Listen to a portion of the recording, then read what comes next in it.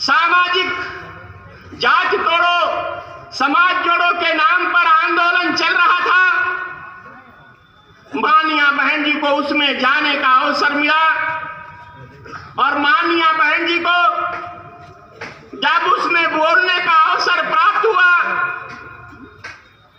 धन्य है वाम सेव के लोग। मैं बधाई देता हूं इन वाम सेव के लोगों की। हमारे वाम सेव के लोग मानिया बहन जी को बुलाए थे और यही आरक्षण का समय था। मानिया बहन जी को जात तोड़ो समाज जोड़ो के नाम पर जब बुलाया गया कॉन्स्टिट्यूशन क्लब पर, तो सारे लोग जाति के नाम पर बोल रहे थे। उस समय मानिया बहन जी को जब बोलने का अवसर प्राप्त हुआ तो मानिया बहन जी ने कहा, जाति अगर हमें बार बार सारे लोग हरिजन शब्द से हमें पुकारते, हमें हरिजन कहते थे। जब मानिया बहन जी को बोलने का अवसर प्राप्त हुआ तो मानिया बहन जी ने कहा, अगर हम लोग हरिजन हैं, अगर अनुसूचित जाति के लोग हरिजन हैं, इन्हें हरिजन कहा जाता है, हम भगवान की औलाद हैं, तो क्या ये बाकी लोग शैतान की औलाद हैं? अगर हम भगवान की औलाद हैं तो बाकी लोग क्या शैतान की औलाद हैं? इस आवाज को, इस बात को वहां के लोगों ने सुना और धन्य है वाम सेव के भाई। इन वाम सेव के लोगों ने मानवर कांसीराम साहब तक इस बात को बताया जाकर के मानवर कांसीराम साहब ने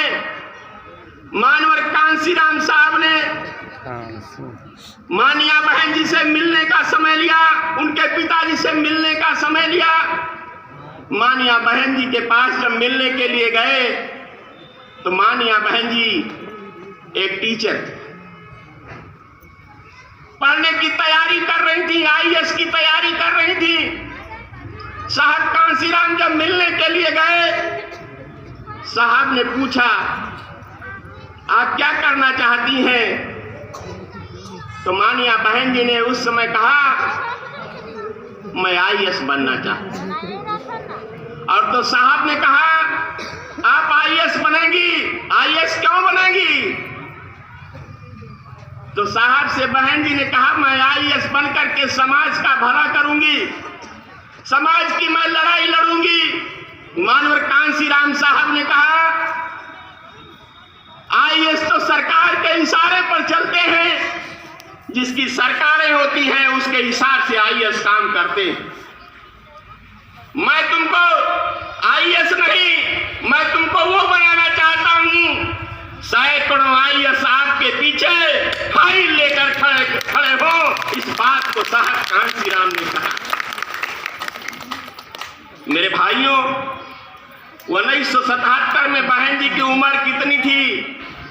56 और 71। 56 और 71 घटा लो, 21 वर्ष होता है। 77 घटा लो, 21 वर्ष होता है मेरे हिसाब से। और 21 वर्ष की वो अवस्था जब से बहन जी निकली तब से आज तक उस तैयारी को छोड़ दिया। 89 में चुनाव लड़ी, 1984 में बहुजन समाज पार्टी बनी। 14 अप्रैल 1984 को बहुजन समाज पार्टी का जन्म हुआ। 6 दिसंबर 1981 में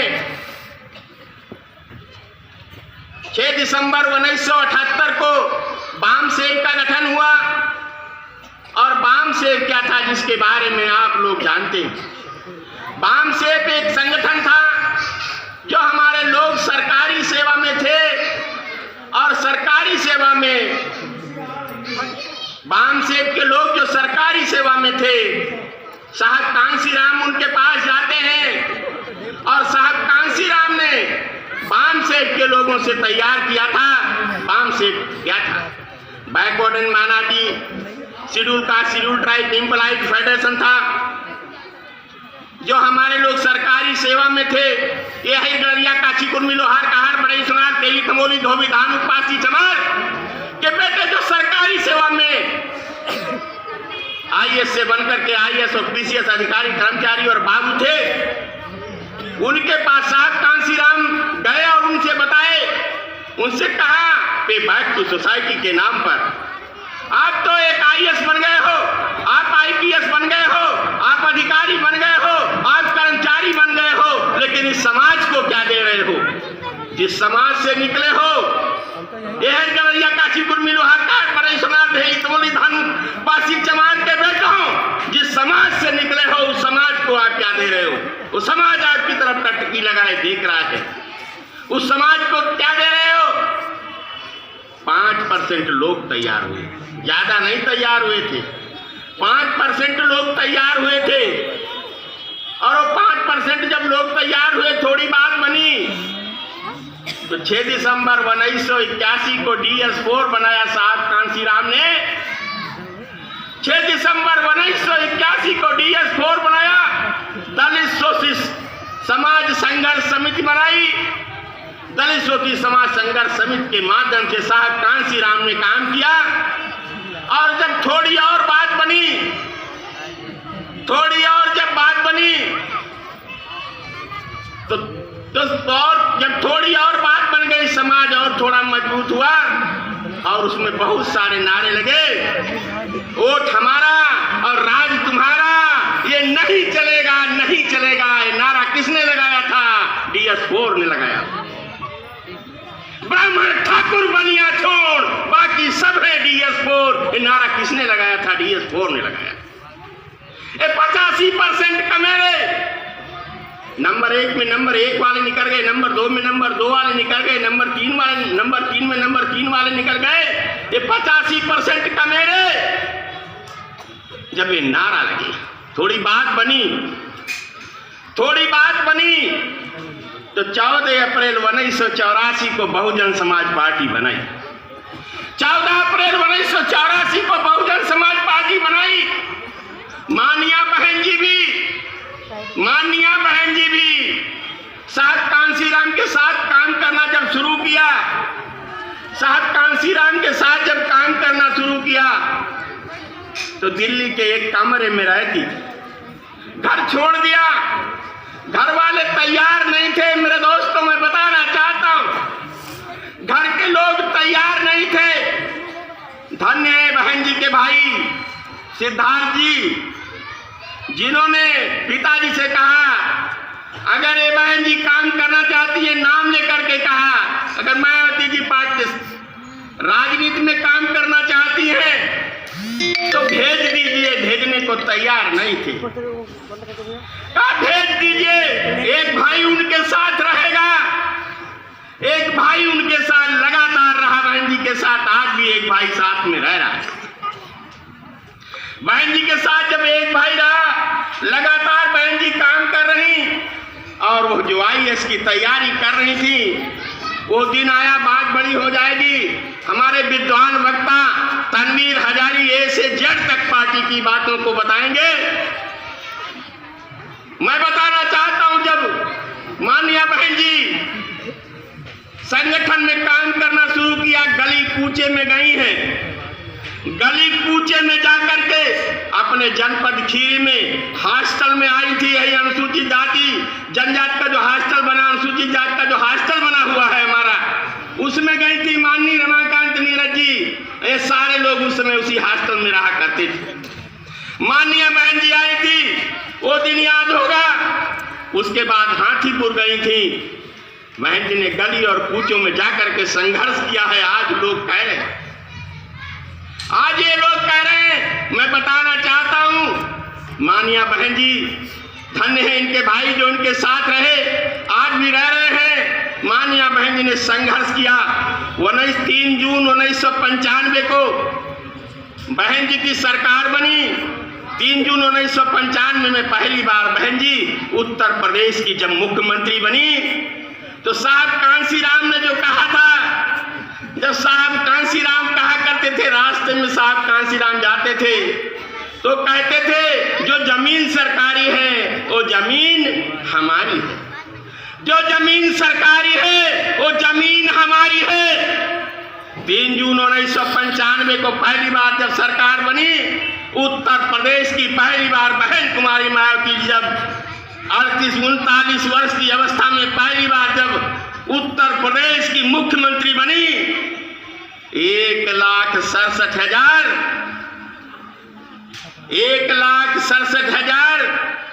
हेक्टेयर के पट्टे बहन कुमारी मायावती जी ने कराने का काम किया। सरकारी जमीनों पर कब्जा दिलाने का काम किया बहन जी ने। और जो कहते थे साहब कांसीराम, जो साहब कहते थे आपके पीछे आईएएस घूमेंगे, सैकड़ों आईएएस आपके पीछे घूमे, सैकड़ों आईएएस आपके साथ चल रहे थे। पहली बार 95 में सरकार बनी, दूसरी बार जब 97 में सरकार बनी, आज ये गुंडागर्दी जो दिखाई पड़ रही है, ये गुंडागर्दी दिखाई नहीं पड़ रही थी। 1,67,000 हिस्ट्री सीटें खोल करके गुंडों को जेल में बंद कराने का काम किया तो बहन कुमारी मायावती जी ने। आज क्या तीसरी बार सरकार बनी, 2 में सरकार बनी बहन जी की। आप लोगों को पता है ये गुंडा माफिया आज बड़े मंच के माध्यम से हमारे लोगों को, हमारे अक्लियत समाज के भाइयों को गुमराह करने का काम किया। उनको भी हमारे साथी बताने का काम करेंगे। मैंने पहले ही कहा था भाई साहब बाद में बोलने का अवसर देना। अब हम सोचते हैं कहां से शुरू करें, कहां से छोड़ दें। इसलिए मैं मानिया बहन जी के जन्मदिन के बारे में आप लोगों को बताना चाहता हूं। सिर्फ एक कहना चाहता हूं, बहना जियो हजारों साल, साल के दिन हो 50,000। इसी खुशी के साथ आज हम सब लोग भाईचारा बना करके पहली बार, दूसरी बार और तीसरी बार 2002 में सरकार बनती है, चौथी बार पूर्ण बहुमत की सरकार बनी और जब 5वीं बार सरकार बनाने का मौका मिला तो भाइयों मैं पूछना चाहता हूं, ये कौन सी नजर लग गई? उत्तर प्रदेश के लोगों ने जब ये नारा लगाया था यूपी हुई हमारी है, अब दिल्ली की बारी है। जब दिल्ली की बारी का नारा लगा तो चालाक चतुर लोग ये पहुंच गए, ये चालाक चतुर लोग पहुंच गए हमारे समाज के बीचों में। अभी 2 मिनट में खत्म करूंगा। हमारे समाज के बीच में पहुंच गए, चमार पासी धोबी कोरी इनमें भी जातियों में डिवाइड करके इन्हें भी गुमराह करने का काम किया। कहा आप तो बहुत काम किए थे, देखो मुख्यमंत्री तो मायावती जी बन गई, आपका कोई नहीं बना। पासी समाज के लोगों को गुमराह करने का काम किया, आपस में गुमराह करने का काम किया, डिवाइड एंड रूल करने का काम किया, आपस में गुमराह करके छोटे छोटे जो हमारी दल से नेता निकले थे, हमारे नेताओं को गुमराह करके हमारे पार्टी से जो लोग निकाले गए थे उनको ले लिया और वो गुमराह करने का काम करने लगे। ऐसे 85% जो कमेरे थे, जो हरिगढ़िया काशीपुर में लोहारकार, अरे मुराऊ से कहे जा करके कहा यार मुराऊ तो नेता बन गए, अब लुहार नहीं बन पा रहा है, अब कहार नहीं बन पा रहा है। ऐसे डिवाइड एंड रूल अपनाने का काम किया। ये जान गए थे जब यूपी हुई हमारी है, अब दिल्ली की बारी है। अगर ये दिल्ली पर पहुंच जाएंगे तो इनके पेट का पानी हिल रहा था मित्रों। इसलिए जातियों में विभाजन करके, जातियों में बंटवारा करके आज भारतीय जनता पार्टी जो आज देश की कुर्सी पर बैठी है, 85% के लोगों ये आज अंगड़ाई ले लो, जाग पड़ो ये बहुजन, जाग पड़ो ये बहुजन, बहना ने ललकारा है, धन धरती और राजपाट में 90 भाग हमारा है। इस नारे के साथ बहन जी के 67वें जन्म दिवस के अवसर पर आज यहाँ से सौगंध खा जाइए। अब हम तब तक नहीं बैठेंगे जब तक 2024 में हम बहुजन समाज पार्टी की सरकार नहीं बना लेंगे। और ऐसी शक्ति पैदा करेंगे। बगैर बहुजन समाज पार्टी के अब सरकार नहीं बनेगी। इसी के साथ हम लोग गांव में निकल जाएंगे। और फिर से मैं कहना चाहता हूं, मैं बार बार कहता भी रहा हूं, आप लोगों के बीच में बोलता भी रहा हूं। किसी ने लिखा है, संगठित बिंदुओं से सिंधु मथल सकता है, कणों का संगठन पर्वत में बदल सकता है। मिलकर अगर चिंगारियां लौ बन जाए तो मोम है, लोहा पिघल सकता है। बहन जी के सर कटने जान के सर, बहना जियो हजारों साल, साल के दिन हो 50,000। इन्हीं शब्दों के साथ जय भीम, जय भारत, जय बहुजन समाज।